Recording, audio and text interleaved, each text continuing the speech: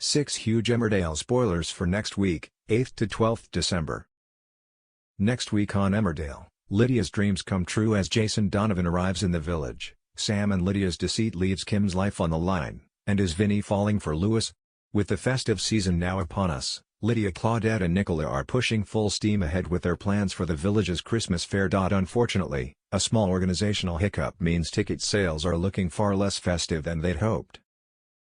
As the week progresses, the ladies along with hope that they can drum up enough interest in only a matter of hours to ensure the fair's success. But with the headline act being a performance from Bob, it's fair to say the excitement amongst the villagers is somewhat limited. If only there was someone with a bit more star value waiting in the wings. Things aren't much brighter for Lydia on the home front, as she and Sam continue to feel the pressure after discovering that Wishingwell Cottage needs a full electrical rewire. With money tighter than ever, Sam and Belle hatched a plan to scrape together some extra money, quietly lifting a few Christmas trees from the home farm estate to sell on. But their scheme unraveled quickly. It didn't take Joe, Ned Porteous, long to clock that several furs had gone missing, and after casually asked Sam if he'd noticed anything unusual, a stray trail of fallen branches gave the game away. Following it straight to one of the Dingle's outbuildings, Joe uncovered exactly where the missing trees had ended up. Joe fired Sam, but had a rethink after Belle explained what had been going on. He admitted to Sam that he may have been hasty, and offered him his job back with the promise of overtime. Although Joe gave Sam some cash in advance, matters weren't helped when Sam forked out for VIP Jason Donovan tickets as a special surprise for Lydia, after he and Belle failed to acquire any through official channels. Sam was relieved when he saw that Tracy, Amy Walsh, was selling some on social media, and snapped them up. Sadly, it turned out Tracy's profile had been hacked, and Sam had handed over his cash to fraudsters. Next week, it appears as though the extra work Joe demands of Sam is getting to him, as he stands up to his boss and tells him exactly what he thinks of him. Fuming, Sam quits on the spot. Of course, the news doesn't go down well with Lydia, given the family's dire financial straits, and she urges Sam to go back to home farm and beg for his job back. When Joe refuses to take Sam back, Kim takes it upon herself to intervene on behalf of her Dingle chums. But whilst Lydia regards Kim as a close friend as well as her employer, she can't help but feel that Kim doesn't have her back on this occasion. Unsatisfied with the way Joe has treated Sam, and disappointed by Kim's paltry contribution to the Christmas fair's raffle, Lydia soon begins to question her loyalties. Sam, meanwhile, is fed up of being at the mercy of home farm, and decides it's time the Tates were taken down a peg. He comes up with a risky way to score a small win and earn some much-needed cash by hosting a secret shooting party on the estate behind Kim's back. When he outlines his plan to Lydia, she is on board, agreeing to keep Kim distracted by asking her to attend the village fair. But whilst Lydia is plotting against Kim, little does she realize that Kim is in the process of organizing a very special surprise for her. With Kim out of the way, Sam hands out rifles to his paying guests and sends them off to hunt game on the estate. Balancing Kim's demands, and the need to keep Sam's scheme hidden, leaves Lydia stretched thin, especially once Oliver's shooting party starts clamoring for a feed. As the shoot continues, Sam's nerves spike when he fears Vanessa has clocked what he's up to. Back in the village, Kim orders Lydia into the Woolpack where her surprise is finally unveiled. Whilst Bob is preparing for his big show, complete with his infamous gold jacket, the smile is wiped off his face when the star act is introduced to the stage. A certain Jason Donovan. As Jason receives a warm welcome from the villagers, Lydia is flabbergasted. After missing out on the tickets to see her idol, she's stunned to now get a front row seat as he performs an intimate gig for her in the pub.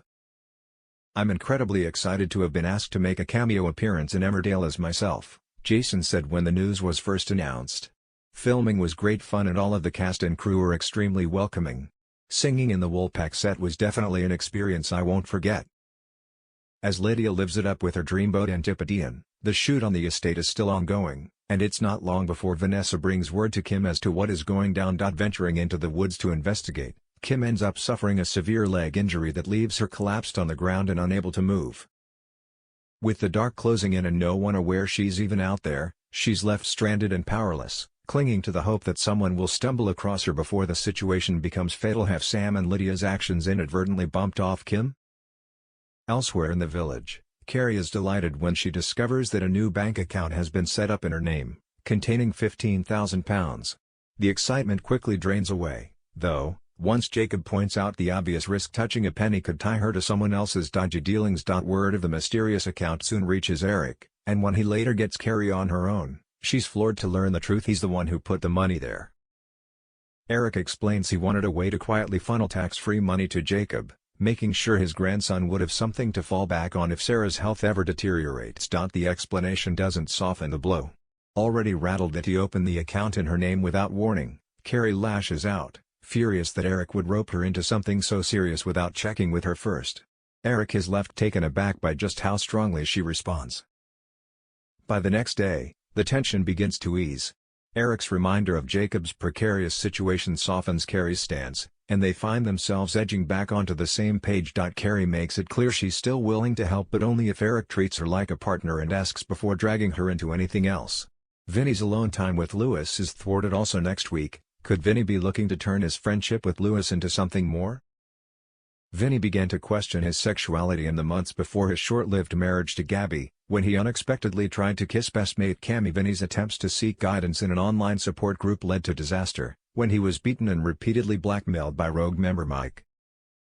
Gabby learned the truth when she discovered Vinny was due in court to testify and turned up unannounced, prompting her to admit her own secret fling with a man during her time in Portugal. Although the newlyweds agreed to put everything aside and start afresh, the cracks quickly resurfaced. Gabby caught herself checking Vinny's messages, and a pang of doubt hit hard when she later saw him sharing an innocent hug with Lewis in the cafe, realizing the trust between them had evaporated. After the split, Gabby returned to home farm, whilst Lewis and his half-brother Ross moved into Dalehead with Vinny. Since then, Lewis has been a steady source of support as Vinny tries to regain a sense of normality, with some lingering glances in recent weeks suggesting that Vinny's feelings may be shifting into deeper territory. Next week, Vinny is looking forward to a bit of one-on-one time with Lewis for a movie session, but his plans veer off course when Cammy unexpectedly turns up and gatecrashes. The interruption leaves Vinny quietly put out, making him all the more aware of just how much he'd been looking forward to having Lewis to himself.